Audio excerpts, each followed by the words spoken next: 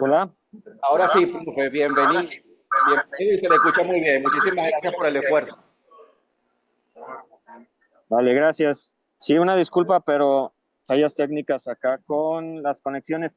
A mí la verdad nunca me ha gustado trabajar con Zoom porque es muy complicado la plataforma, pero bueno, vamos a tratar de adaptarnos un poquito aquí a las circunstancias. Pido una disculpa, también si se escucha un poquito de ruido, pero estoy en la universidad en este momento, pero con todo el gusto y cariño de compartir con ustedes. ¿Sí me escuchan? ¿Bien?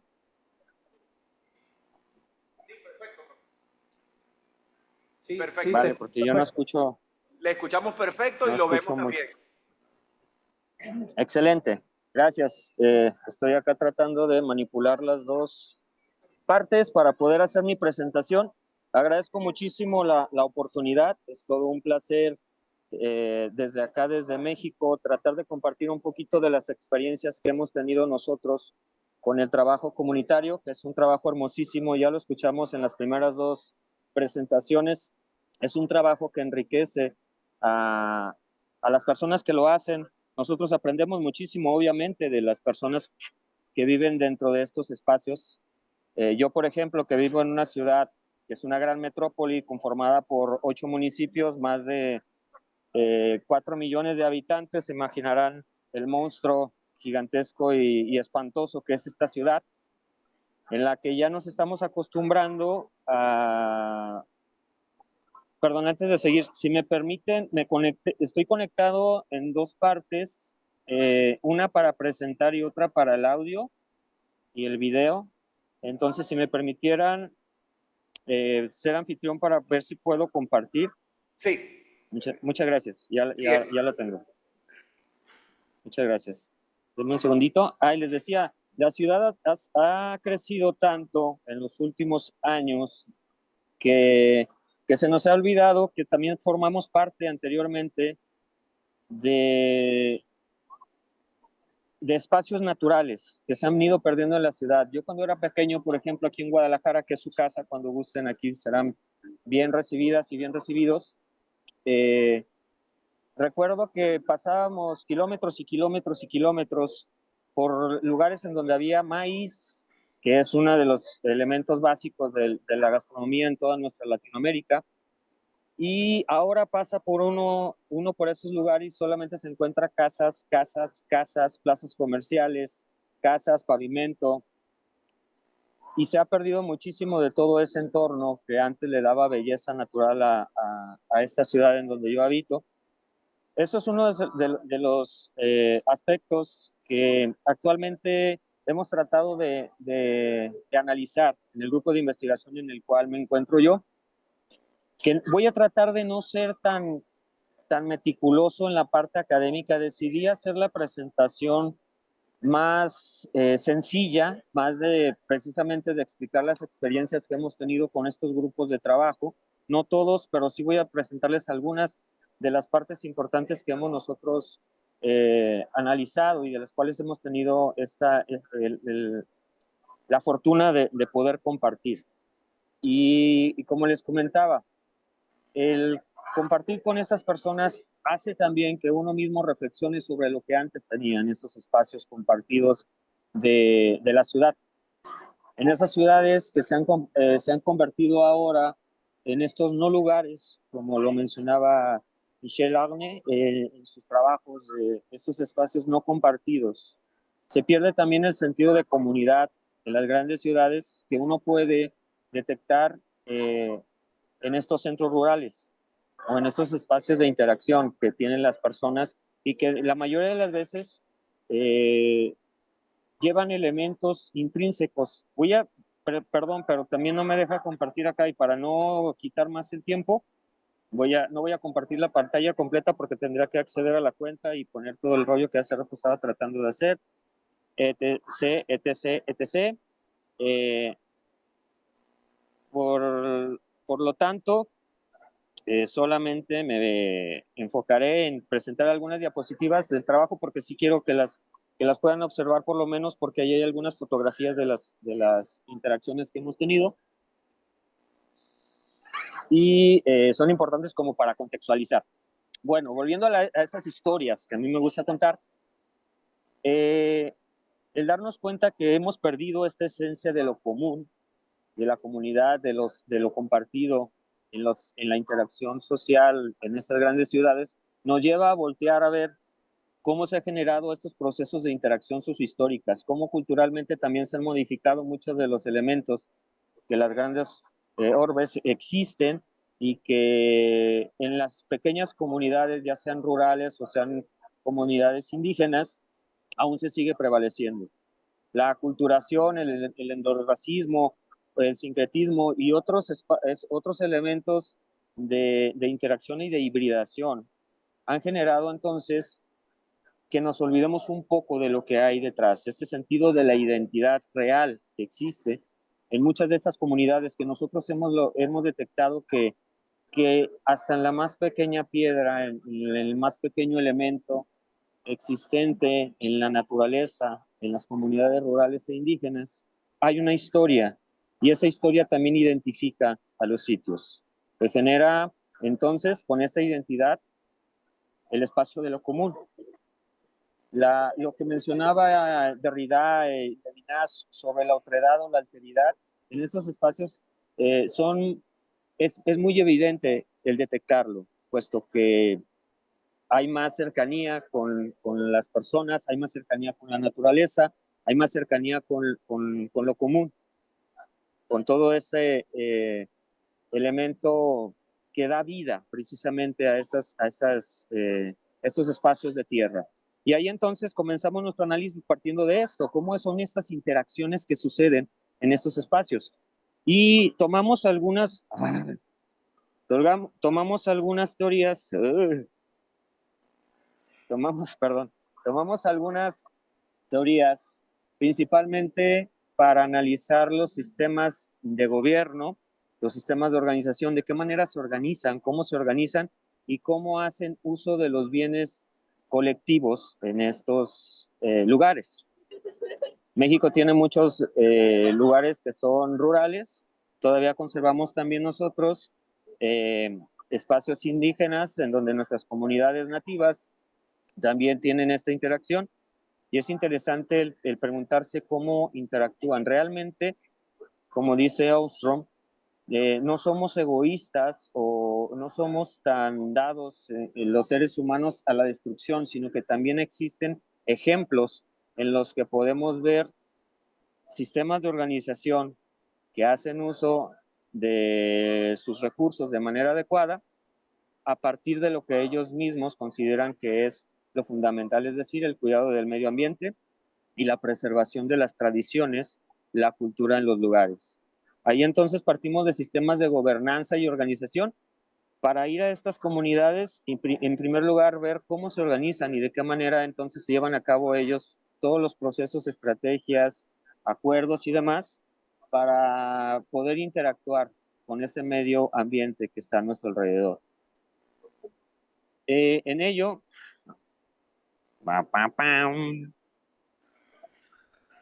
entonces utilizamos algunas vertientes. Ay, no.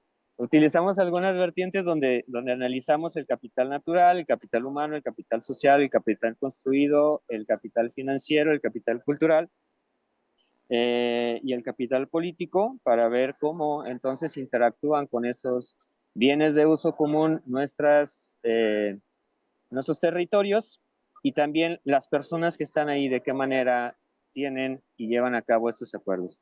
Solamente esto es para dar un panorama general de la investigación, de qué manera se lleva a cabo en los diferentes contextos que se tienen en nuestro país y también en otros contextos que estamos compartiendo con nuestros hermanos de Costa Rica, que ellos también están realizando este tipo de análisis en sus mismas comunidades también indígenas y rurales. Entonces aquí vemos diferentes formas de poder interactuar con ellas. Me voy a ir ya directamente a ver qué pasa cuando le pique. Muy bien, pasó lo mismo que hace rato. Me voy a ir directamente a platicarles un poquito de los casos.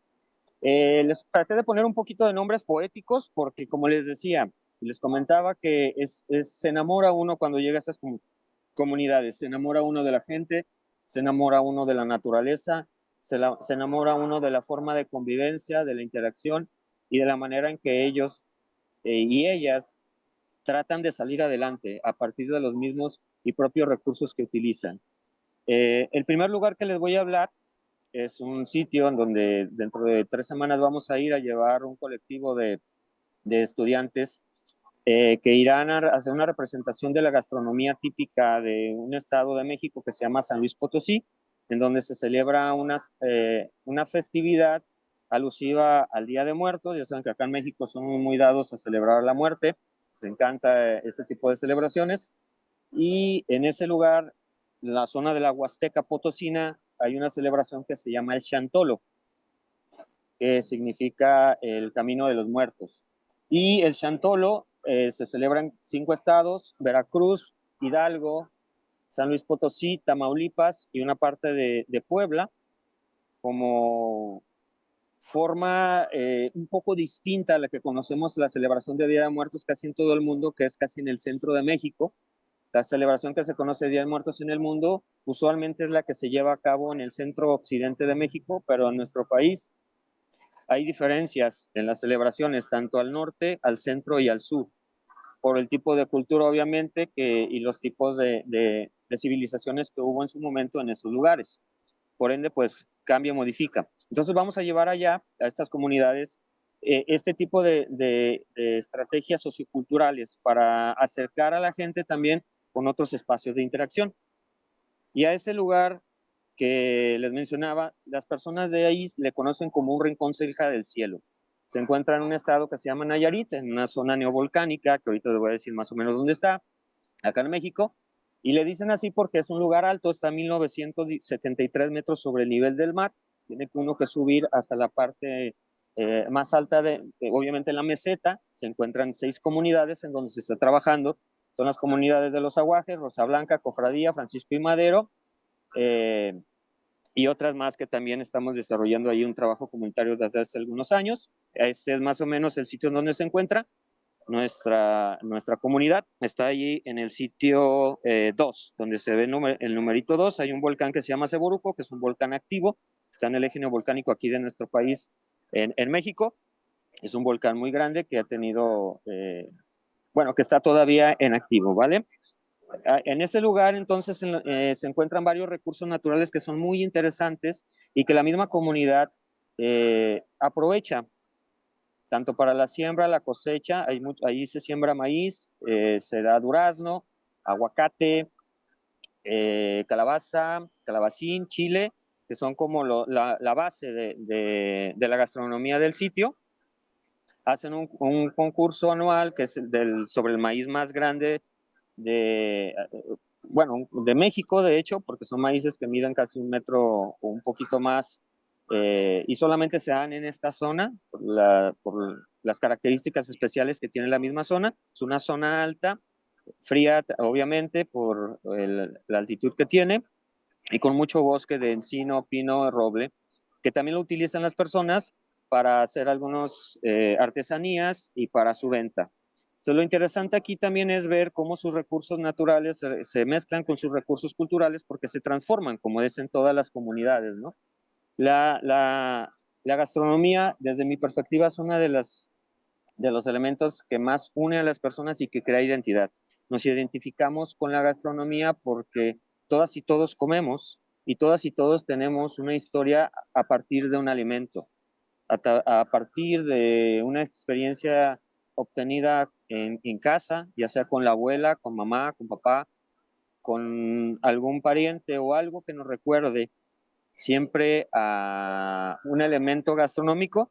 Nos va a llevar también a sentir eso que forma parte del lugar en donde somos. Y eso también hace que las comunidades resalten y se sientan identificadas con sus propios recursos culturales y naturales, porque uno puede preguntar de dónde es el pozole y te pueden decir el pozole es de la región del norte. ¿De dónde es la birria? Porque estoy hablando de ejemplos de México, obviamente. La birria es de la región por ejemplo, aquí en Jalisco, de Cocula, es donde se dice que se la da mejor birria. El pan, etcétera, etcétera, etcétera. Entonces, todos esos elementos son los que conforman el espacio en que las comunidades se van identificando con sus mismos recursos. Y esto es lo que hacen Esas son un grupo de cocineras tradicionales que hay ahí en la zona, que principalmente aquí puse dos partes, que son el pan de mujer, que tiene una tradición muy bonita, la elaboran las mujeres, se realiza en algunas ocasiones especiales, como cuando va a haber una boda, la tiene que hacer la mujer que va a casarse, la tiene que hacer cuando hay luna llena, la tiene que hacer con sus cabellos, tiene que hacer un ritual con sus cabellos junto con la de la mujer más grande del sitio y dejar reposar hasta el día siguiente. Es como un ritual también de la fecundidad. El otro es el pan marquesota, que se hacen las festividades de Santo Santiago en la zona. Y ahí mismo, entonces, con todos estos recursos que les acabo de mostrar, nosotros también podemos ver los proyectos comunitarios que se están desarrollando, que en este caso se ha trabajado con las mujeres. Nosotros hacemos mapeo comunitario, trabajamos en su mayoría son mujeres, casi en todos los casos son mujeres la gran parte de las personas que trabajan en los proyectos, y entonces se hace que se integren sus propias experiencias con las experiencias que tenemos nosotros. Nosotros no vamos a decirles a ellas o a ellos qué hacer, sino ellas o ellos deben de decirnos qué se les ocurre hacer. Es la interacción que debe de tener con la comunidad, no ir a imponer algo, sino ir a escuchar e ir a interactuar para poder aportar desde su propia experiencia, y entonces con base en eso nosotros podemos desarrollar una serie de proyectos específicos. Estamos viendo acá las capacitaciones que se da con las personas para los mapeos comunitarios, que detecten qué recursos tienen y cómo pueden ser aprovechables para su beneficio, ya sea para el desarrollo de otros productos o también para el turismo comunitario. Aquí estamos viendo personas que trabajan con herbolaria, los ejemplos están aquí. Cómo se ha trabajado también con la parte de la sostenibilidad, la gastronomía, que las señoras cocinan riquísimo y ya han participado en varios concursos, han ido a la Ciudad de México, fueron hace un par de semanas también a presentar sus productos y los proyectos que están desarrollando ahí. La arbolaria, con todo lo típico de la zona, es una zona donde también se dice que hay muchos chamanes, bueno, no se dice, hay muchas personas chamanas o que hacen limpias, hay dos comunidades ahí cercanas en donde acuden de todo el estado, incluso de otros estados, ahí las personas para que les hagan una limpia. No sé si también ese concepto se utilice allá, pues, pero es cuando uno tiene mala energía, vas ahí con hierbas, te hacen, o con huevos, o con rituales específicos, te hacen así como una chamanería, te empiezan a quitar la mala energía. Y ellas son personas que se dedican a hacer herbolaria con todo lo que hay ahí en la zona. Voy a ir un poquito más rápido. También hacen telares, hacen conservas con las frutas que se dan en temporadas. Tienen una cocina comunitaria en donde también las señoras dan talleres a las personas que acuden para enseñarles a hacer la comida tradicional de la zona. Este es el grupo del colectivo. Tenemos aquí en pantalla dos personas que ahí viven desde hace 25 años ayudando a las mujeres y hombres que en el trabajo comunitario, que hasta el momento ha sido un trabajo bellísimo, que son Moni y Martín, están en su lado izquierdo.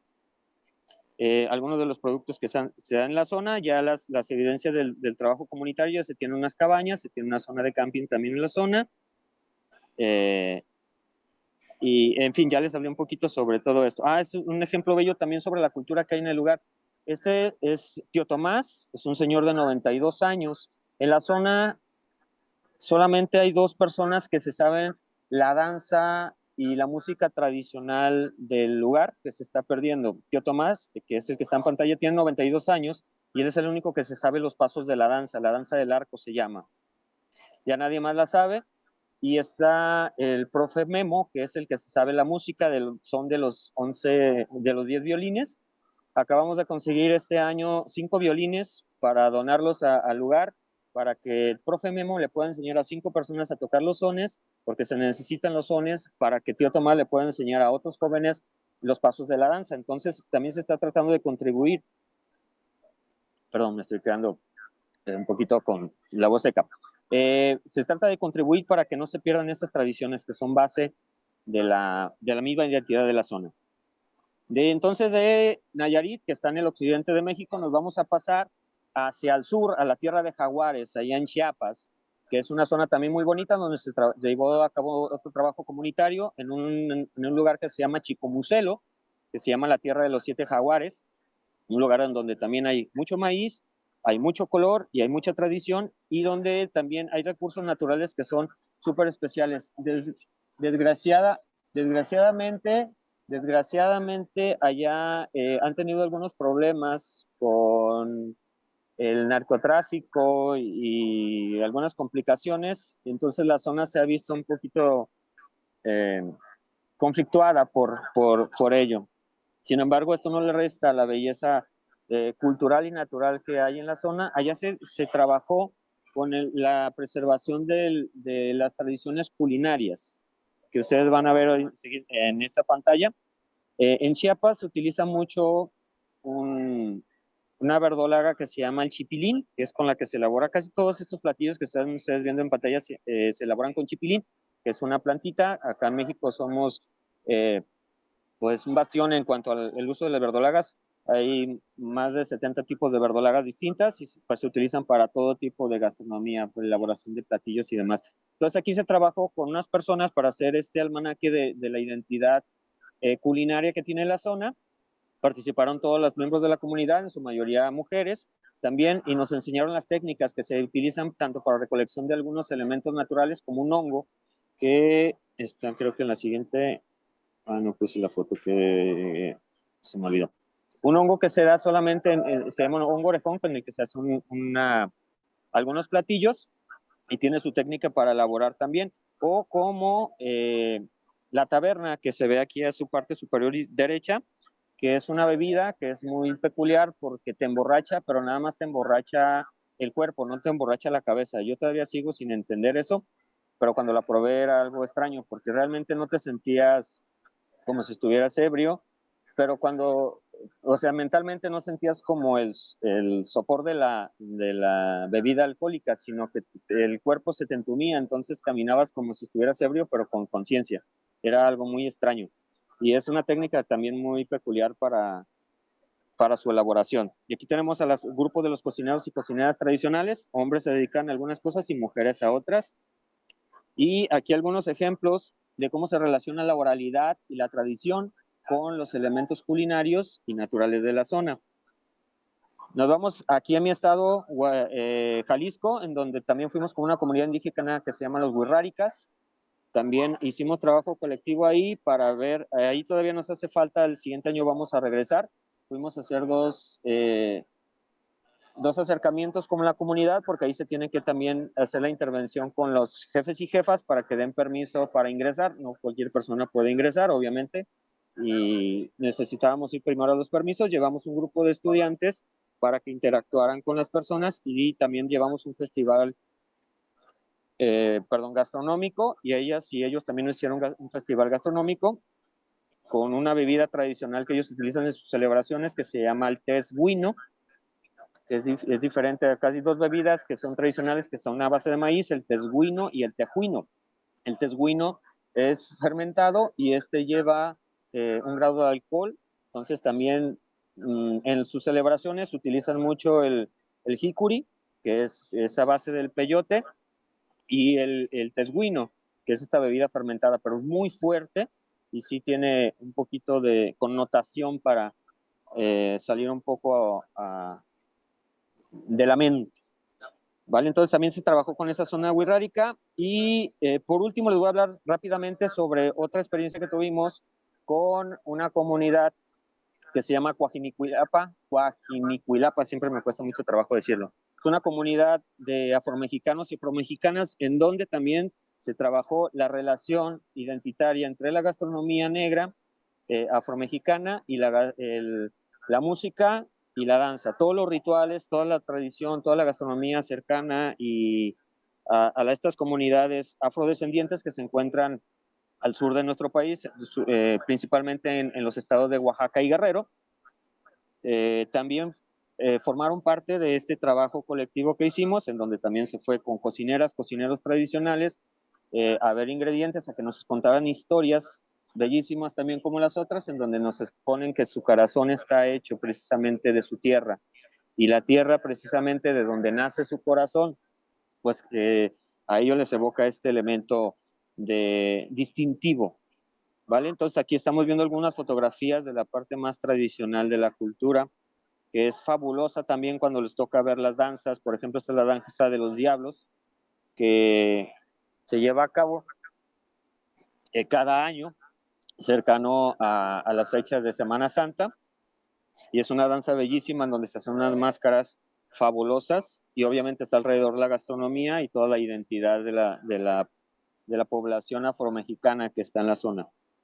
Y bueno, esta es aquí en Jalisco también. Aquí es otra experiencia que tuvimos, también con base en la gastronomía, porque es uno de los elementos que hemos visto que distinguen muchísimo a las zonas. Aquí grabamos un documental en donde todas las personas participaban desde su experiencia, y el origen de los platillos tenía que ver con un ingrediente. Partíamos de un ingrediente, del lugar en donde sale ese ingrediente, y llegábamos hasta la cocina y la forma en la que se transformaba ese ingrediente. Este es un lugar aquí en Jalisco que se llama Ameca. Es un municipio cercano aquí a la zona metropolitana de Guadalajara. Entonces era bonito ver cómo las mujeres desde el campo, bueno, las mujeres y los hombres, porque también había algunos hombres, desde el campo o desde el origen mismo del ingrediente, iba pasando poco a poco, nos iban contando la historia, y ellos mismos se iban dando cuenta también de dónde provenía todo lo que estaban elaborando. Fue una experiencia también bonita, y con otro tipo de estrategias para recolectar la información. Y bueno, ya cerrando, esas han sido algunas de las experiencias que hemos tenido acá en México. Faltan algunas también que me hubiera gustado compartir, pero por cuestión de tiempo y espacios y complicaciones tecnológicas, pues creo que aquí lo voy a dejar. Agradezco muchísimo la invitación, y cualquier duda, información o demás que necesiten, con muchísimo gusto se los puedo compartir. Allí está mi correo electrónico, y de nueva cuenta, gracias por este espacio. Buenos días, estoy súper feliz de estar aquí, súper agradecida por toda la asistencia. Es una muestra de lo que es el Foro Guayana Sustentable y de lo que pretendemos desde el Centro de Estudios Regionales. Me encanta además ser la que cierra, porque todo lo que nos compartieron el profesor Mascareño, el profesor Costamagna y recientemente el profesor Guillermo González da un marco para lo que les voy a compartir. Además quiero rescatar y agradecer las palabras de la profesora Claudia Arismendi en la apertura de este espacio, resaltando la importancia del Foro Guayana Sustentable y particularmente de este 25º Foro Guayana Sustentable. El por qué estamos aquí y por qué vamos a seguir estando acá. Hemos titulado la ponencia Economía desde lo local, propuestas para el desarrollo del municipio Caroní. Lo que les voy a compartir es un poco de qué va el proyecto de desarrollo local desde el Centro de Estudios Regionales y la experiencia que hemos desarrollado en alianza con la Cátedra Libre Andrés Bello.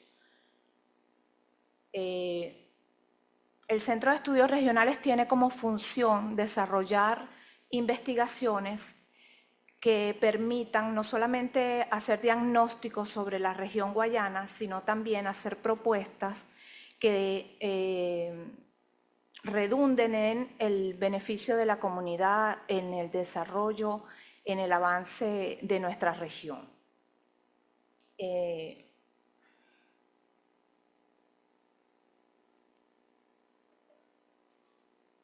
Hablamos del municipio Caroní.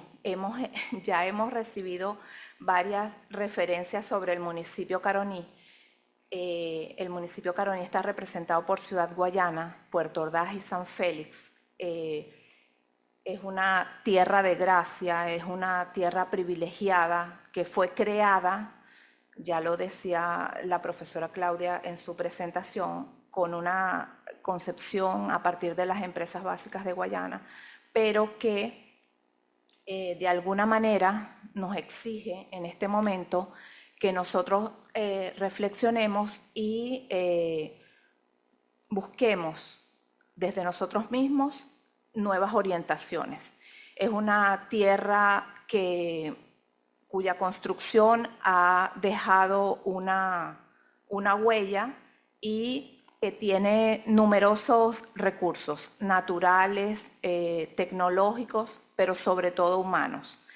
Tenemos unas bellezas naturales impresionantes, tenemos unos ríos, sobre todo, que nos identifican y tenemos una infraestructura educativa que permite enlazar todas esas potencialidades y además articular la formación, el emprendimiento y el desarrollo local.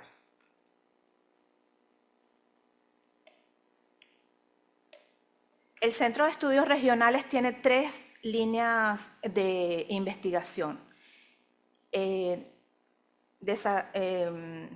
Derecho de los pueblos indígenas, ambiente y sostenibilidad, y bienestar local, bienestar humano y desarrollo local. Desde hace 4 años estamos llevando a cabo un estudio de bienestar humano.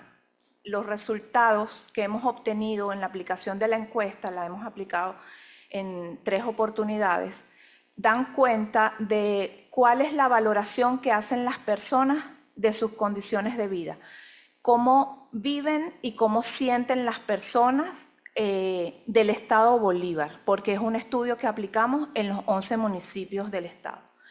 Estos datos nos hacen pensar y nos hacen plantearnos interrogantes, ¿ok? ¿Cómo se sienten, cómo viven, cuáles son esas búsquedas, cuáles son esas necesidades para lograr que realmente los habitantes del estado Bolívar y particularmente del municipio Caroní vivan la vida que ellos dicen merecer o que ellos creen merecer. Después, como parte de lo que ha sido el trabajo del Foro Guayana Sustentable, en la edición número 23, organizamos unas mesas de trabajo en esa búsqueda de no solamente diagnósticos, sino en esa búsqueda de respuestas, de oportunidades. Hicimos un trabajo, varios de los que están aquí participaron en esas mesas de trabajo que, orientados por el objetivo del Centro de Estudios Regionales, dividimos en las 3 aristas del desarrollo sustentable: economía, sociedad y ambiente. Invitamos a personalidades que están asociadas por su actividad natural a algunas de esas actividades, de esos sectores, no solo para, ya les he dicho, no solamente para diagnosticar o no para diagnosticar, sino más bien para identificar cuáles eran las capacidades del municipio Caroní en cuanto a ambiente, a sociedad y a economía. Capacidades, la disponibilidad y las posibles alternativas de solución a las situaciones que ya antes habíamos diagnosticado. Esos 2 resultados, el del estudio de bienestar y el resultado de esas mesas de trabajo, nos llevó a pensar cómo abordar en particular la arista de economía. Tenemos fortalezas en el Centro de Estudios Regionales, en el área social, en el área ambiental, pero en el área económica teníamos inquietudes y necesidades propias del centro. Pensamos cuál puede ser la respuesta a las necesidades de las personas, de los habitantes. Necesariamente debe estar asociada al desarrollo local. Ya lo señalaba tanto el profesor Carlos como el profesor Pablo. No puede haber bienestar si no hay desarrollo. No puede haber desarrollo sin las personas. Entonces, en esa búsqueda logramos hacer vínculo con varias organizaciones y desarrollar algunas iniciativas. Por ejemplo, llevamos un seguimiento de la canasta básica alimentaria en desde hace algunos años, pero en particular ahora tenemos un convenio con Cancaroní. Tenemos una iniciativa en poder lograr identidad geográfica para algunos productos del Estado Bolívar, y ahí tenemos una alianza con el Servicio Autónomo de Propiedad Intelectual, SAPI, que tenemos como ponentes hoy. Y hemos construido algunas iniciativas tratando de articularlas, un poco para darle forma a nuestro proyecto, asumiendo que el desarrollo local es un proceso que requiere de articulación de actores, de construcción de una visión compartida y del fortalecimiento de las capacidades locales. Esto es algo, por eso les decía, me encanta cerrar, porque todo esto que les estoy comentando ya antes lo habían comentado los profesores. No hay una única respuesta, no hay una única estrategia, simplemente se trata de construir, y construir con las personas. En ese sentido, necesitamos identificar cuáles son los actores principales de un proceso de desarrollo local, cuáles son los elementos que deben articularse en este proceso. Y entonces encontramos los actores públicos, todos aquellos que de alguna manera están asociados al marco regulatorio, que deben y tienen la obligación de marcar pautas, la empresa privada que hace aportes, que hace un esfuerzo por progresar, por innovar, las instituciones académicas, y ese es el llamado que sentimos no solamente como parte de la UCAP, sino también como parte del Centro de Estudios Regionales, y muy, muy importante la sociedad civil, cada uno de los ciudadanos.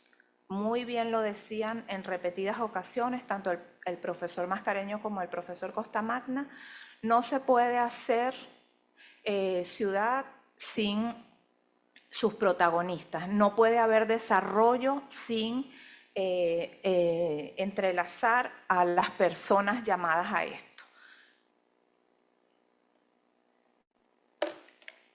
Nos planteamos entonces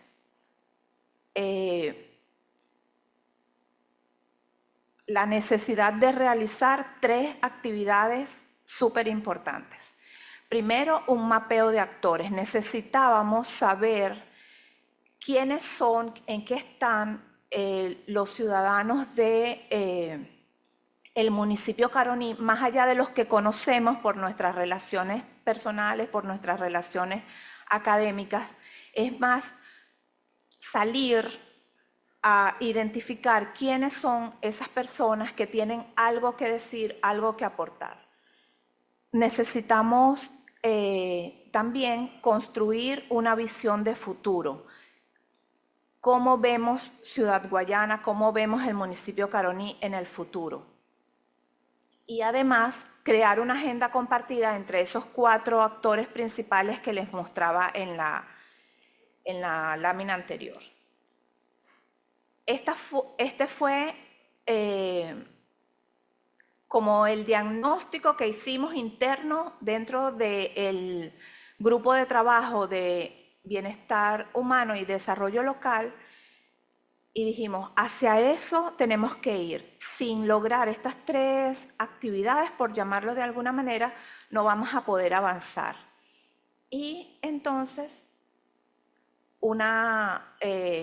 como dicen, surgen los milagros y aparece el profesor Carlos Mascareño con la propuesta de la alianza con la Cátedra Libre Andrés Bello para realizar exactamente eso que nosotros habíamos dicho que debíamos hacer.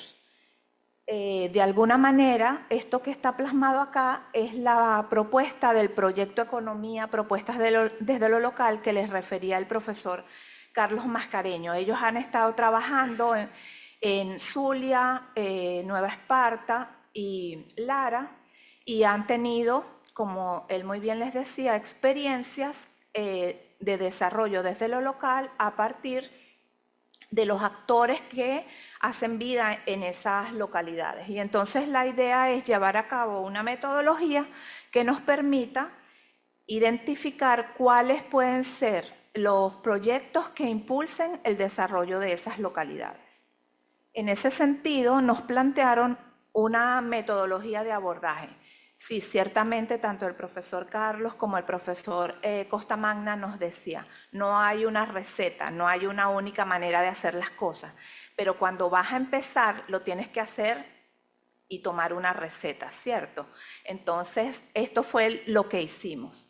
Primero, hicimos un diagnóstico, un mapeo de cuáles eran esos actores que hacen vida en Ciudad Guayana, que tienen algo que decir, que han aportado, que son referencia, y entonces construimos un grupo de 50 personas que no representaban, no porque representaran una organización o una empresa o una institución, sino porque ellos en sí tenían algo que decir. Con ellos realizamos un taller y construimos una visión del municipio Caroní que queremos, de cómo lo vemos en el futuro. Para eso hicimos entonces un taller donde participaron esas 50 personas y realizamos mesas de trabajo y conjuntamente diseñamos la visión de futuro. Luego, esa visión de futuro también identificamos áreas estratégicas que permitirían impulsar el desarrollo local. Y a partir de esas áreas estratégicas hicimos un llamado a las personas que tuvieran un proyecto ideado o concebido que pudiera y quisieran participar en un programa académico. Hoy estamos aquí presenciando lo que es el resultado de la aplicación de esta metodología. Estas personas que decidieron participar en el programa de capacitación recibieron 3 módulos sobre diseño, mercadeo y evaluación de proyectos, y mañana es la entrega de certificados de ellos. Esta es la visión del municipio Caroní que construimos, que les presentamos y que ponemos para que ustedes analicen y sean parte de esa construcción. Ciudad Guayana, la metrópoli diversa, Entre Ríos, capital mundial del agua. ¿Qué somos? El municipio Caroní, un municipio con muchísimo potencial, con muchísimas capacidades, con 2 ríos que nos identifican y que podemos a partir de ello construir. Entonces, este programa académico empezaron 40 personas, teníamos 35 proyectos, hicimos todo un trabajo de organizar estas personas, recibieron los 3 módulos y finalmente 37 participantes terminaron el programa y se formularon y se consolidaron 17 proyectos. Esto no quiere decir que de esos 35 proyectos iniciales se restaron proyectos, sino que se logró una articulación entre los miembros del programa académico de manera de unir las capacidades, unir las intenciones, y al final están 17 proyectos que están expuestos allá afuera, que podemos asociar a 5 áreas estratégicas, y tengo aquí, para no olvidarme de ninguno, porque me parecería horrible,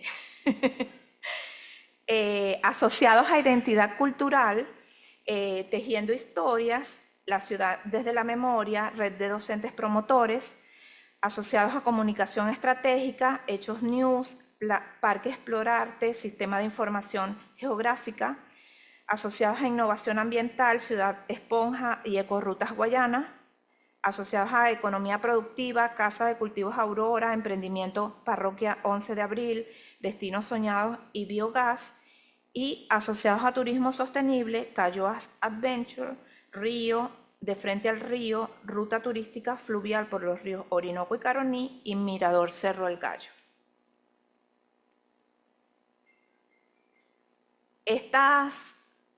Estos proyectos son iniciativas que están asociadas o vinculadas directamente a esa visión de futuro que construimos y que pretenden desde sus espacios impulsar el desarrollo local. Pero esto no, es el cierre de un programa académico, pero es el inicio de un espacio en donde los invitamos a todos a participar y a avanzar por el desarrollo de nuestro municipio.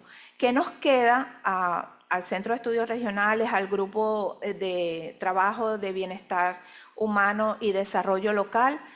Al menos estos desafíos. La integración de los esfuerzos, identificamos los actores, tenemos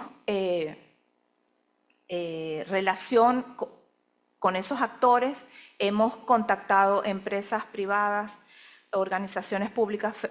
Agradezco la presencia de la representación de la alcaldía en la persona de la señora Zenaida Curapiaca, de la representación del Servicio Autónomo de Propiedad Intelectual. Necesitamos diseñar la agenda concertada, no una agenda impuesta, como decían los que me antecedieron, una agenda en donde cada uno se sienta reflejado, sienta que es capaz de identificar sus capacidades y sus potencialidades. Consolidar el banco de proyectos, ya tenemos 17, pero hay personas que tienen algunas iniciativas que las invitamos a incorporarse, y expansión a otros municipios. Comenzamos por el municipio Caroní. Esta metodología esperamos aplicarla en los restantes 10 municipios del estado Bolívar, y la idea es no quedarnos solamente en el estado Bolívar, sino avanzar hacia la región. Esta es una frase que queremos compartir. El desarrollo local no se impone, se construye colectivamente, todos somos parte, todos tenemos algo que decir, algo que aportar. Desde el Centro de Estudios Regionales hacemos aquello que son los lineamientos institucionales. No solamente generamos conocimiento, compartimos ese conocimiento, procuramos apoyar el desarrollo de las capacidades, estamos conectando, estamos internacionalizando. Este foro es respuesta a ese trabajo que hemos hecho, tanto en la alianza con la Cátedra Libre Andrés Bello, con el profesor Costamagna, que se convierte en uno de nuestros aliados, en uno de nuestros referentes, y con el profesor Guillermo González. Vamos a iniciar un vínculo con la Universidad de Guadalajara, que él representa en México, pero un equipo de trabajo, como él lo refirió, de Costa Rica, Panamá, México, y nos vamos a incorporar.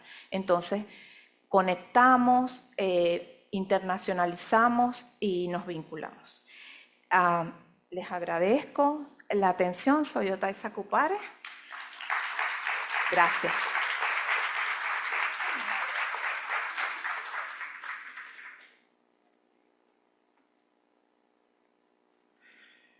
Bien, gracias, profesora Otaisa, por sus reflexiones. Y bueno, una cosa muy jesuítica en la universidad, muy jesuítica y muy Universidad Católica también. Estamos cerrando una fase y lo primero que se nos ocurre decir, este no es el final, es el principio de una nueva etapa. Y como nos lo dijeron desde el principio, pues por supuesto quedan muchas cosas por hacer. Muchas gracias, profe, de nuevo por compartir la experiencia con usted. Una de las cosas que hemos venido escuchando desde esta mañana es que el desarrollo territorial se hace cuando logramos hacer que la sociedad civil se encuentre también, por supuesto, con el Estado. En este momento agradecemos la presencia de Zenaida Curapiaca, que es la... Ay, perdón, Zenaida. es la directora del Instituto Municipal de Emprendimiento e Innovación Caroní. Entiendo que es un instituto joven, Zenaida, y agradecemos tu presencia aquí. Zenaida es licenciada y nos va a presentar su experiencia y la visión desde el Estado venezolano, desde la alcaldía del municipio autónomo Caroní, para la construcción de este desarrollo que todos queremos. Bienvenida, Zenaida.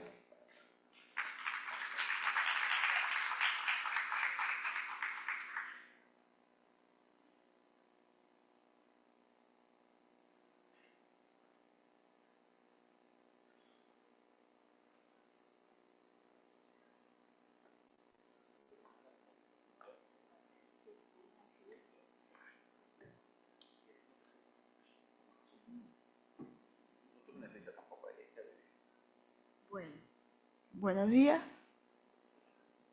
Gracias por la invitación. Estamos aquí para contar la experiencia. Y sobre todo, todas las ponencias anteriores tienen un punto en común: el desarrollo territorial, el desarrollo de las comunidades.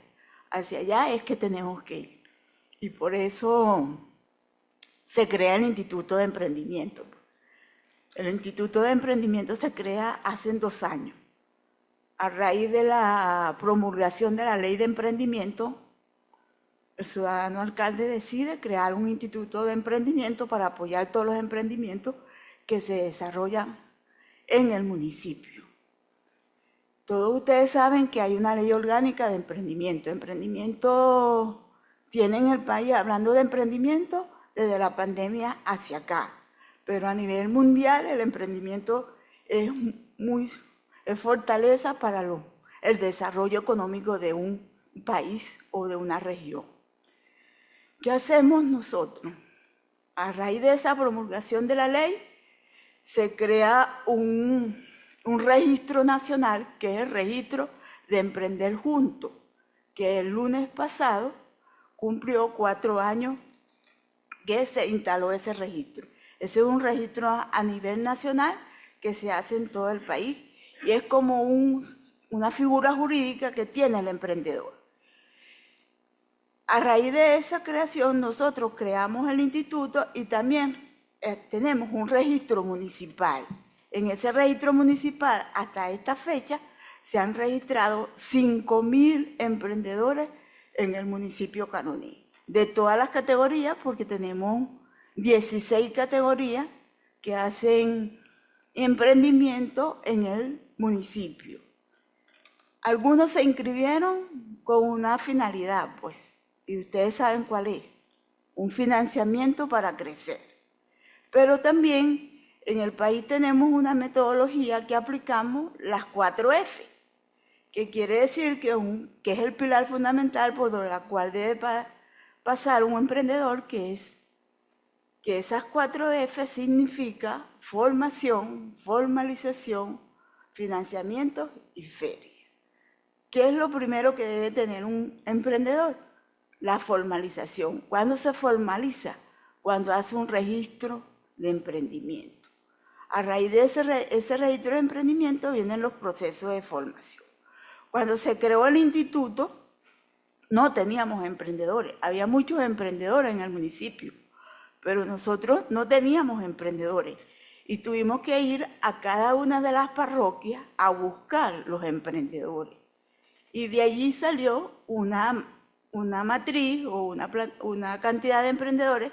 En esa oportunidad registramos 3.000 emprendedores en cada una de las parroquias que conforman el municipio Caroní.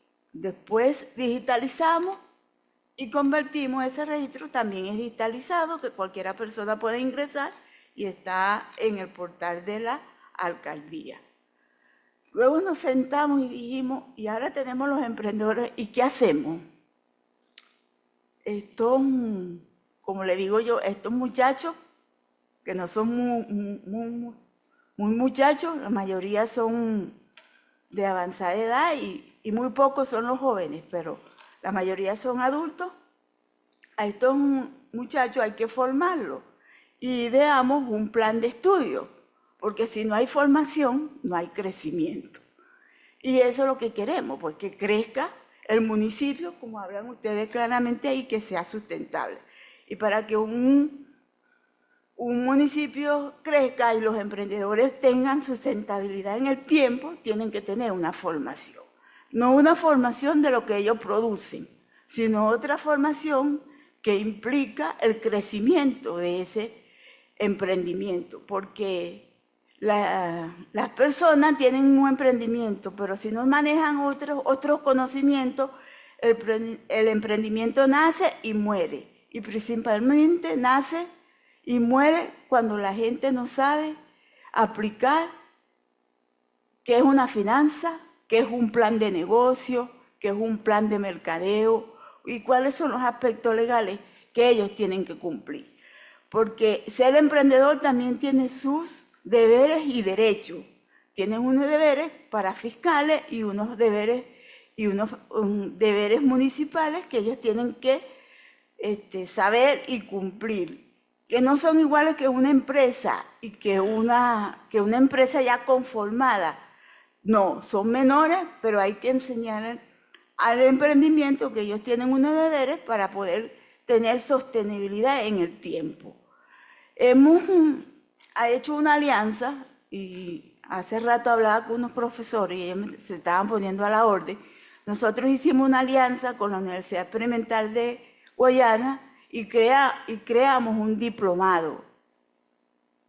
Ese diplomado, ¿cómo lo hicimos? Hicimos la plataforma, nosotros hicimos el plan de estudio, entre paréntesis, yo soy educadora y por supuesto tengo que ir por esa rama de la formación.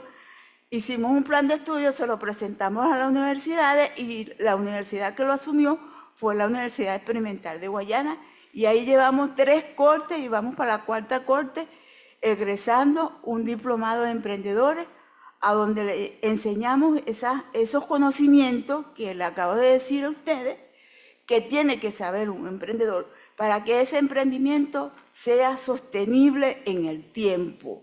Porque si no, este emprendimiento no me dio dinero, como decimos nosotros, y lo suelto y agarro a otro. Y entonces no estamos haciendo las bases para que eso sea sostenible y el desarrollo económico del país, del municipio, crezca. Entonces hay que formarse para que eso sea sustentable. Cuando hacemos un registro en el emprendimiento a nivel nacional, a veces dice, yo hago de todo. No, tú tienes que hacer una sola cosa porque si no, no haces nada. Porque si haces de todo, no estoy consolidando el emprendimiento que deseamos que se consolide. Por eso que a veces me dicen, eres muy rígida. No, es que tengo que consolidar metas. Si no consolido lo que tengo, no voy a alcanzar y no voy a lograr lo que quiero. ¿Qué es lo que queremos? Que nazcan las nuevas empresas, a raíz de los emprendimientos, nazcan las nuevas empresas en el municipio y por ende en el Estado venezolano. La mayoría de los proyectos que tienen allí en la exposición, en la feria esa, se llama feria para nosotros, de proyectos, toditos pueden ser un emprendimiento sustentable en el tiempo. Ya yo me pasé por todo, a algunos le dije esto, pero esto puede ser un emprendimiento, le podemos dar la forma y puede ser un emprendimiento de la persona que lo desarrolló. Los emprendimientos tienen un financiamiento. No financiamos, pero sí hacemos un enlace con las entidades que financian. Incluso con entidades privadas estamos estudiando ahorita la posibilidad de que financien emprendimientos. La banca pública y privada financia los emprendimientos, sí los financia y los refinancian también. Hay varios emprendedores que han obtenido financiamiento y refinanciamiento de su emprendimiento. ¿Qué quiere decir eso? Que yo tengo que tener producción para que la banca me pueda financiar, porque la banca financia si tú produces. Si tú no produces, no te puede financiar.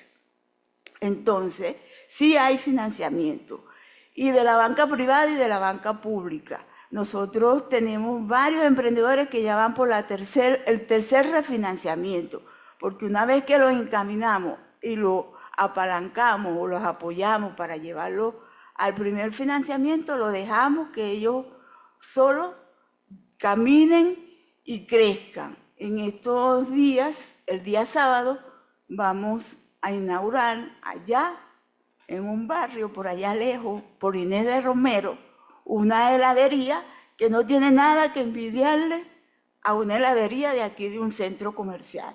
Entonces, sí se puede hacer lo que nosotros tenemos como visión.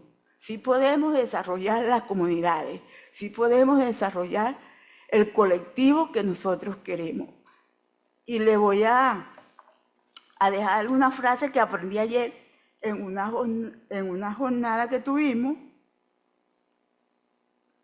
que decía: en el mundo de hoy no gana el que más sabe, sino el más rápido que aplica lo que sabe.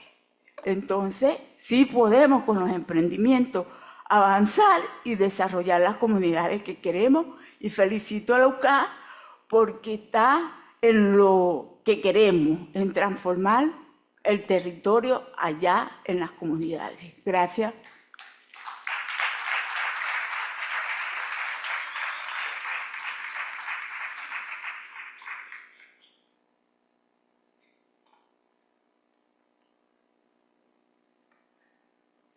Muy bien, gracias, licenciada Turapiaca. Desde la Universidad Católica Andrés Bello aplaudimos todo el esfuerzo que está haciendo la Alcaldía del Municipio Autónomo Caroní con este instituto para desarrollar lo que tiene que ver con el emprendimiento y la innovación en el municipio.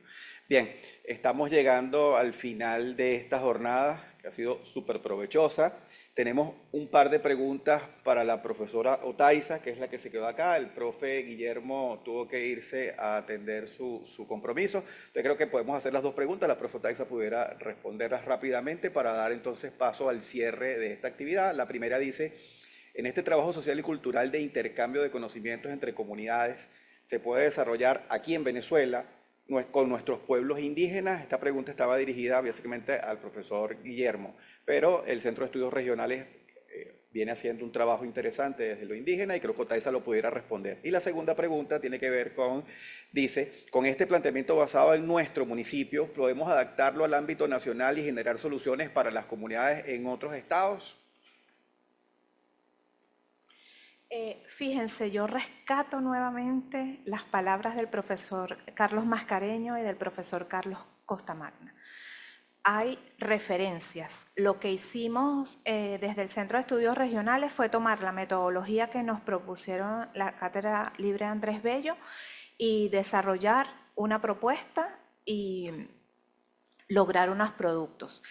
Obviamente eso es replicable. Nosotros vamos a replicarlo en los demás municipios del Estado Bolívar. Esa metodología es replicable a nivel nacional, a nivel internacional. ¿Por qué invitamos al profesor Guillermo? Uno de los aprendizajes, no porque no lo supiéramos, sino porque fue algo reforzado. Tanto en esta búsqueda, los investigadores no paramos de estudiar, los académicos no paramos de estudiar. Cuando conocemos un pedacito así, se nos abre todo un universo de cosas que no conocemos. En esa búsqueda nos planteamos cómo es posible identificar cuáles son las necesidades, las potencialidades y los intereses de las personas, necesariamente a partir de un elemento clave, la identidad. El proyecto de la profesora Claudia Arismendi está precisamente orientado a identificar elementos que constituyan la identidad local del municipio Caroní. Si no tenemos referentes, no vamos a poder desarrollar absolutamente nada. Debemos partir de ahí, de las personas, pero de la identidad de las personas. Entonces, sí, claro que es replicable a nivel nacional, a nivel internacional, lo vemos, vamos a hacer ese vínculo con Costa Rica, México y Panamá. Además, en el Centro de Estudios Regionales tenemos una línea de trabajo en Derecho de los Pueblos Indígenas. La profesora Carla es experta en derechos de los pueblos indígenas y está desarrollando una iniciativa sobre bienestar en pueblos indígenas. Lo que siempre llama la atención, Carla, es en las comunidades indígenas hay una manera distinta de abordaje y hay que respetarla. Entonces, no solamente en una comunidad, sino cada comunidad indígena tiene su propia referencia y hay que respetarla. Entonces, sí, claro que se puede replicar, pero construyéndola desde las personas que forman parte de esas comunidades.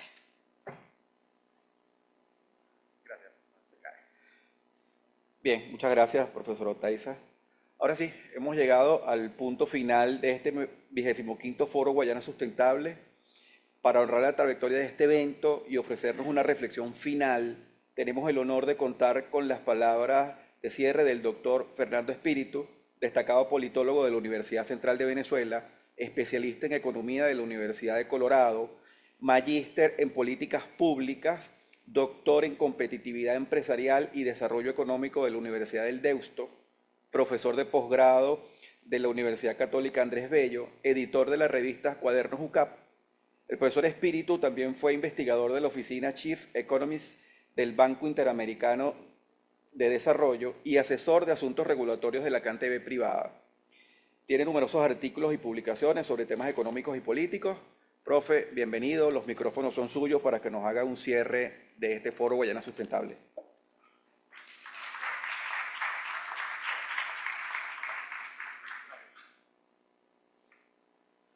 Sí. Buenas tardes, queridos amigos. Un placer estar con ustedes esta tarde. Saludo a la profesora Claudia Arismendi, al profesor Mascareño, al profesor Medina y especialmente a dos personas que han sido los motores de este proyecto y que han asegurado el éxito. Sin Otaiza y sin Aisquel, sin la profesora Andrade, que no está aquí lamentablemente, pues este proyecto hubiera fracasado, porque ustedes fueron, de verdad, muchísimas gracias y felicitaciones.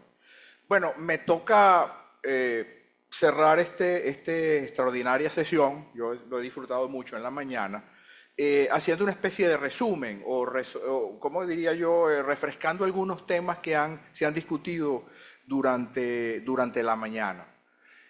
Por ejemplo, el término, cuando uno habla del término desarrollo local o desarrollo territorial, que tiene una larga tradición en la literatura, como el profesor Costamagna y como Carlos han dicho, podemos hablar desde dos puntos de vista, ¿no? El desarrollo local puede verse, por ejemplo, desde una perspectiva productiva, ¿no? De producción y economía propiamente dicha. Y cuando asumimos el desarrollo local desde esta perspectiva, bueno, se utilizan normalmente términos muy conocidos en la literatura, como las aglomeraciones, los clústeres, los polos de desarrollo, el tema de las externalidades, el local knowledge spillover, que es muy importante cuando hay aglomeraciones, que las empresas se apoyan unas con otras, o los sistemas de innovación, los llamados sistemas nacionales de innovación, que no es más que una alianza entre empresas, universidades, gobierno, etcétera, que son los que realmente expresan lo que creo que Otaiza llamaba marco de referencia, marco de negociación. Esos son los sistemas nacionales de innovación y que son fundamentales para el desarrollo local. Esto es una perspectiva productiva. Desde una perspectiva, por ejemplo, urbanística y socioeconómica, también se suele hablar entonces del desarrollo local en términos, por ejemplo, de la infraestructura, de las instituciones coordinadoras, por ejemplo, en materia de transporte, muy importante cuando haya grandes conurbaciones urbanas, y sobre todo de la provisión eficiente de servicios públicos, que es algo fundamental para el desarrollo local y territorial. Es decir, esta última perspectiva hace énfasis, por ejemplo, en el contexto en el cual se desarrolla la vida de los ciudadanos en ciudades o en áreas locales de alta densidad.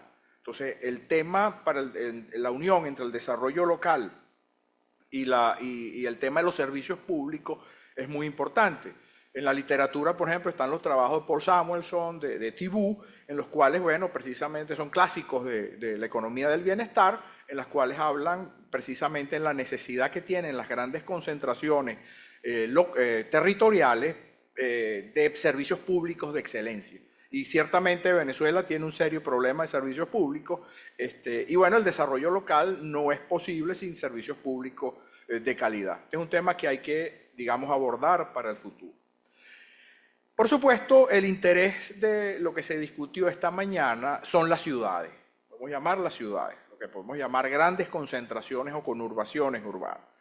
Como ustedes saben, Carlos lo recordaba, en las ciudades actuales viven más de la mitad de la humanidad. Ese hito lo pasamos hace unos cuantos años, ¿no? Más del 50% de los habitantes del planeta viven ahora en ciudades. Y las ciudades son importantísimas porque hoy en día son el motor del crecimiento económico. No puede haber crecimiento económico sin ciudades, porque entre otras cosas, buena parte de la innovación se da en las ciudades. Son las ciudades las principales fuentes de innovaciones tecnológicas, sociales, etc. Además, son el ámbito de aplicación de las nuevas tecnologías. No puede haber despliegue, implementación de estas nuevas tecnologías si no tenemos grandes concentraciones urbanas, bueno, que sometan y hagan precisamente útiles a esas nuevas tecnologías que todo el tiempo se están desarrollando. Como dice un distinguido economista llamado Paul Krugman, las grandes zonas metropolitanas tienden a parecerse unas a otras en relación en sus actividades. Si uno toma una gran zona urbana, bueno, verá que las personas básicamente hacen lo mismo en todas partes. Todas vivan, por ejemplo, de los sectores, de los servicios, de la finanza, del comercio, y en cierta medida la vida de un ciudadano de una gran ciudad tiende a parecerse unos con otros. No nos diferencia mucho los que vivimos tal vez aquí en Ciudad Guayana, en Caracas, de alguien que viva en alguna gran ciudad europea, desde el punto de vista de las actividades que desarrollan allí. Es decir, la diferencia entre una gran ciudad industrial de antaño, como tal vez podía ser Puerto Ordaz, y una ciudad moderna se borra progresivamente, porque en la generación del valor económico lo que prevalece son los servicios. Y hoy en día, si bien es cierto que la manufactura es muy importante, la mayor proporción del valor económico tiende a darse en los servicios. Por algo vivimos en la sociedad del conocimiento, en la sociedad digital, en la sociedad de la inteligencia artificial, etcétera, etcétera. Esa es una gran lección para Ciudad Guayana, en el cual no estoy diciendo que el tema de la manufactura, de las empresas básicas, haya pasado de moda, sino que simplemente hay que diversificar la economía, y ciertamente el futuro de Ciudad Guayana pues no pasa necesariamente por resucitar a las empresas básicas, sino en el de reinventarse. Y una de las cosas que caracteriza a las grandes ciudades hoy en día es que se reinventan constantemente. Es decir, hay ciudades, grandes zonas metropolitanas o países inclusive que ya han dejado la parte postpetrolera, ¿verdad? En la época petrolera, y hoy en día son grandes fuentes de servicios y de innovación tecnológica. El caso de Texas en Estados Unidos, por ejemplo, es fundamental. Un gran estado petrolero que vivía del petróleo. Vinieron los años 80, cayó el precio del petróleo, muchas empresas quebraron y Texas tuvo que reinventarse, y hoy en día es no solamente un estado que sigue siendo petrolero, sino que también es un estado de profunda innovación.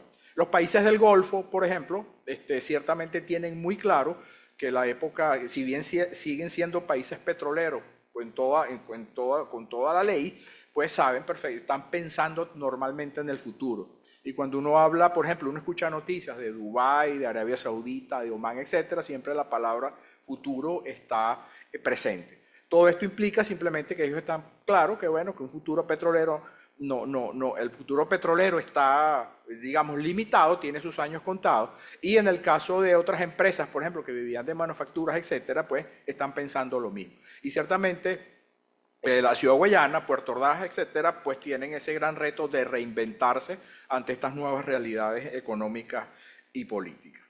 Entonces, bueno, repito, creo que esto es una gran lección para Ciudad Guayana y hay que ser tomada en cuenta, pues, esta discusión que deben tener las fuerzas, los actores del desarrollo, como lo llamaron los ponentes, pues tienen que, en sus discusiones, en estos espacios de discusión, tienen que tomar en cuenta todo esto. También se habló de historia, el profesor Costamagna, el profesor Mascareño hablaron del desarrollo local y los grandes hitos de lo que hemos llamado desarrollo local y territorial. Y ciertamente en la historia del desarrollo local y territorial podemos ubicar una larguísima lista de eventos y procesos en los cuales podemos nombrar y mencionar múltiples procesos históricos, ¿verdad? Por ejemplo, tiene mucho que ver con la historia local y territorial eventos como el mercantilismo y el colonialismo europeo, ¿verdad? Cuando vinieron a América a buscar nuevos mercados y a buscar oro, etcétera, etcétera. El colonialismo en África, ¿okay? Donde los grandes iban allá a poblar, pero en función de sus intereses económicos. El tema del destino manifiesto de Estados Unidos, en el cual, digamos, ese gran país empezó a extenderse hacia el oeste, y esa expansión hacia el oeste es un claro ejemplo histórico fundamental de lo que se llama desarrollo local y territorial. En el caso de Argentina, por ejemplo, lo que ellos llaman la conquista del desierto, esa gran política, por ejemplo, de Juan Bautista Alberdi de poblar a la Argentina. Recuerda que Rosas decía gobernar es poblar, conquistar el desierto, y en el caso que nos ocupa y que más nos importa en este momento, la llamada conquista del sur que se emprendió en Venezuela, digamos, a partir de los años 40. Eso es un logro fundamental de nuestra historia. Yo cuando veo la historia económica del país, pocos hitos tan importantes en la historia de Venezuela como el desarrollo del sur del país. Aquí tenemos activos, gastamos mucho de nuestros activos, de nuestra renta petrolera, hay activos hundidos que ciertamente son invalorables y que tienen futuro para relanzar la economía del sur. Yo creo que debemos volver entonces a la conquista del sur. Entonces, bueno, esos temas fueron importantes, se refrescaron durante la mañana, y es una cosa de lo que yo aprendí muchísimo escuchando a nuestros interlocutores. Con respecto al proyecto que hemos llamado proyecto de propuestas desde lo local, y del cual describió maravillosamente Otaiza, habría que decir muchas cosas. Ella dijo lo fundamental, y yo apenas me quiero detener un momento en recordar algunos de los supuestos que animaron este programa, que ya tiene bastantes años, que fue diseñado inclusive desde el año 2022 y que ya tiene varios años de implementación, y cuyos supuestos básicos de ese proyecto surgen no solamente de la literatura, sino de todas las cosas que los profesores fueron explicando durante la mañana.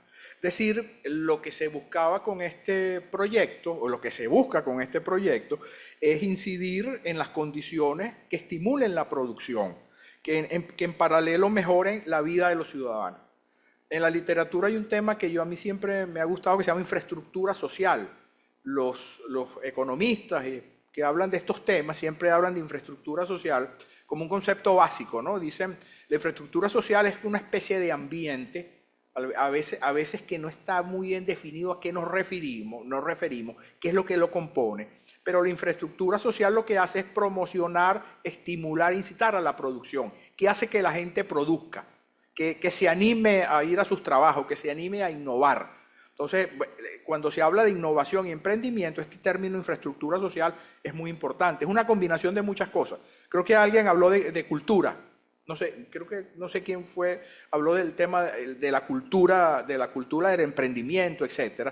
Bueno, la cultura es una especie de infraestructura social que anima la capacidad de producir, que la gente se anime y que vaya a trabajar productivamente. Es un concepto muy ambiguo, es difícil de digerir, pero que está allí, pues, porque es difícil de describirse. Entonces, bueno, entre los supuestos que sacamos para diseñar este proyecto, está ese. Pues uno es el tema cultural. Queremos incidir en la mejora en la calidad de los ciudadanos a través de políticas públicas que mejoren los servicios públicos y que mejoren la infraestructura social. Es decir, que mejoren la capacidad de emprender de todos los ciudadanos. Trabajamos con ideas. Las ideas a veces es algo que no entendemos muy bien, pero tiene una incidencia muy grande en economía y en desarrollo local. Vivimos en la sociedad del conocimiento, vivimos en la sociedad digital, y las ideas ciertamente son un insumo tan importante en la economía como son el acero, el aluminio y el petróleo. Las ideas hoy en día son insumos para el trabajo, es un insumo económico fundamental. Y las ideas se concretan en proyectos, ¿no? Se concretan en proyectos. Y lo básico, por lo tanto, de este proyecto, de economía desde lo local, tiene que ver en convertir esas ideas en proyectos, en algo que sea tangible y que los participantes pudieran ir a los bancos, a los multilaterales, pues a buscar financiamiento. Los supuestos son muy sencillos de nuestro proyecto. En primer lugar, buscamos mejorar la provisión de bienes públicos. Esos bienes públicos son aquellos bienes que el mercado no garantiza la total provisión. Tiene que haber un conjunto de factores más allá del mercado para que se dé suficiente educación, salud, infraestructura, etc. Partimos de algo que hemos llamado principio de subsidiariedad, ¿no? La idea no es que venga el gobierno y nos arregle los problemas, la idea es que la gente participe en la solución de sus propios problemas, ¿no? El principio de subsidiariedad es algo que viene de la economía, de la llamada doctrina social de la Iglesia. Fueron papa ya por el año 1931 que dijo, bueno, tanto mercado como sea posible, tanta participación como sea posible también. O sea, mejor dicho, donde la gente ya no pueda, bueno, que intervenga un ente externo. Eso es lo que llamamos el principio de subsidiariedad. Y en este momento en Venezuela el principio de subsidiariedad es más importante que nunca, porque bueno, tenemos un Estado que no tiene dinero. Hay un problema de polarización tremenda, hay un problema de servicios públicos y bueno, la gente sencillamente está solucionando sus propios problemas. Se proporciona el agua, la electricidad, la vigilancia, etc. Entonces, bueno, ese principio es fundamental porque sencillamente el gobierno ya no tiene el dinero suficiente para solucionar todos nuestros problemas. Por supuesto, esto implica también que hay asociaciones públicos-privadas. Los problemas de la ciudad, los problemas de la comunidad, solo pueden... Por ejemplo, tienen una forma muy eficiente de solucionarse si hay una iniciativa, una alianza entre sectores públicos y privados. Esto está de moda en todas partes del mundo, porque en la mayoría de las partes del mundo hay serios problemas fiscales. Entonces, claro, la solución de nuestros problemas pasa necesariamente por una alianza, por una colaboración entre las personas, las organizaciones de la sociedad civil y los organismos públicos. Es decir, esas son las famosas asociaciones alianza privada. Es lo que una nueva manera de ver eso que podemos llamar la relación Estado-mercado, que en Venezuela es una cosa muy compleja.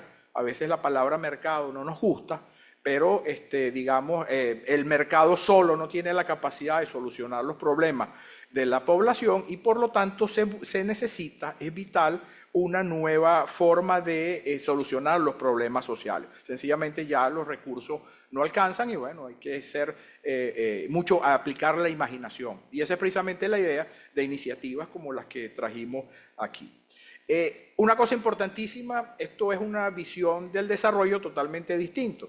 Como hemos dicho en varias oportunidades, el desarrollo inicial, esa teoría del desarrollo que se inicia después de la Segunda Guerra Mundial, era una teoría del desarrollo económico muy centralista.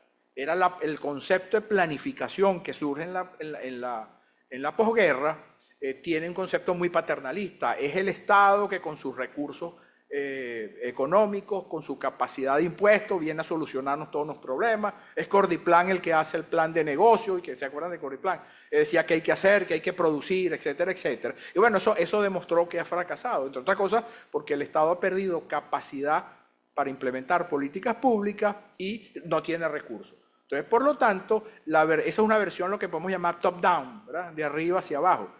Este proyecto que Otaiza les acaba de describir tiene una versión totalmente distinta. Es de arriba hacia abajo, de bottom up, ¿no? Del fondo hacia arriba. Las soluciones a los problemas son buscados por la propia comunidad y es la propia comunidad a través de la participación, de la articulación de los actores las que buscan la solución a sus propios problemas.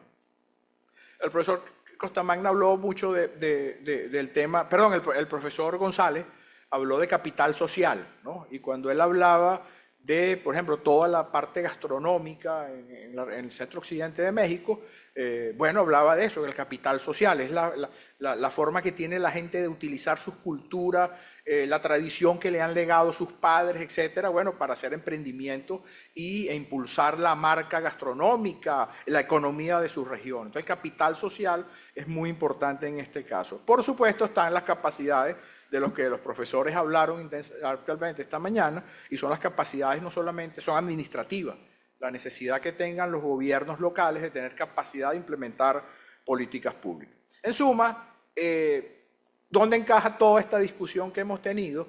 Bueno, encaja en que Venezuela ciertamente está buscando una nueva situación, un nuevo modelo de desarrollo. Decía el profesor Costamagna que esto es una época, un cambio de época, decía, y yo creo que eso se aplica muchísimo al caso de Venezuela.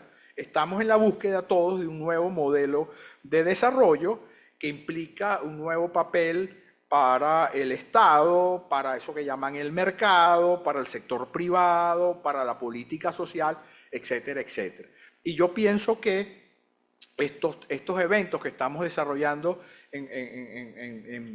dentro de la UCAP, ¿verdad? Y de la Cátedra Andrés Bello y de la Fundación Konrad Adenauer, bueno, tiene por eso el objetivo ese, poner un poquito de un granito de arena en esa discusión necesaria.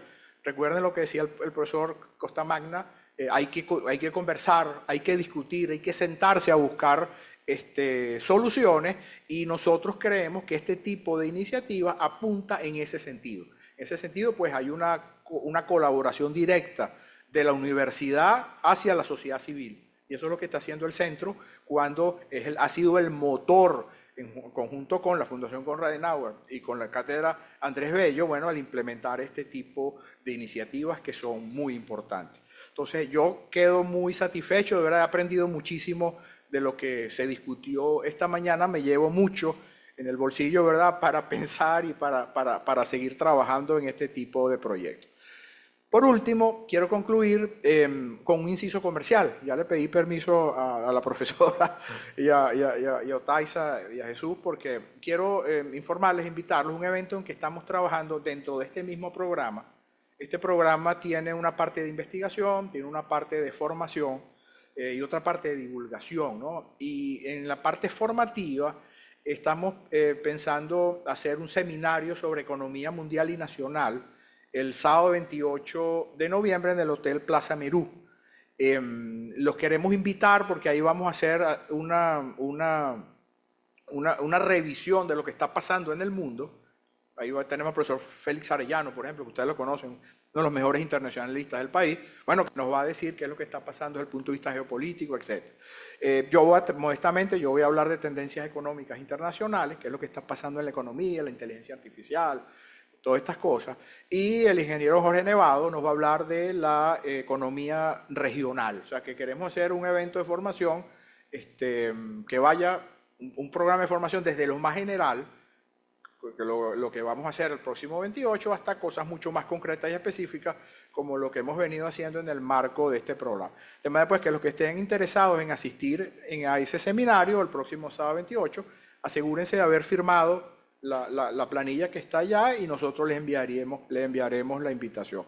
Por mi parte, muchísimas gracias. Ha sido una sesión extraordinaria. He aprendido mucho y espero que ustedes lo hayan hecho igualmente. Y al equipo, nuevamente, muchísimas gracias.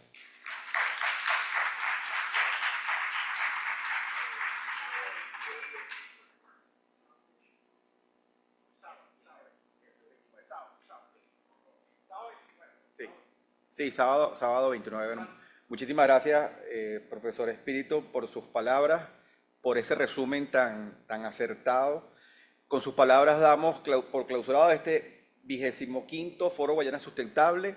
Queremos agradecer especialmente a todos nuestros distinguidos panelistas, el profesor Carlos Mascareño, el doctor Pablo Costamagna, la profe Otaiza Cupare, el doctor Guillermo González, y por supuesto el doctor Fernando Espíritu por todas sus palabras. Agradecemos también especialmente la presencia de la licenciada Zenaida Turapiaca con la visión institucional del municipio autónomo Caroní. Por supuesto, extendemos también nuestro más sincero agradecimiento a todos ustedes, a todos los que se han quedado, a todos los que participaron desde esta mañana, Su presencia es la fuerza que impulsa espacios como este. Esta discusión y esta construcción para una Guayana alternativa y una Guayana más inclusiva es posible si y solo si contamos con todos ustedes. La Universidad Católica Andrés Bello, el Centro de Estudios Regionales, tiene las puertas abiertas para que todos ustedes formen parte de este proceso de desarrollo de una ciudad para todos y con todos. Muchísimas gracias y que pasen muy buenas tardes.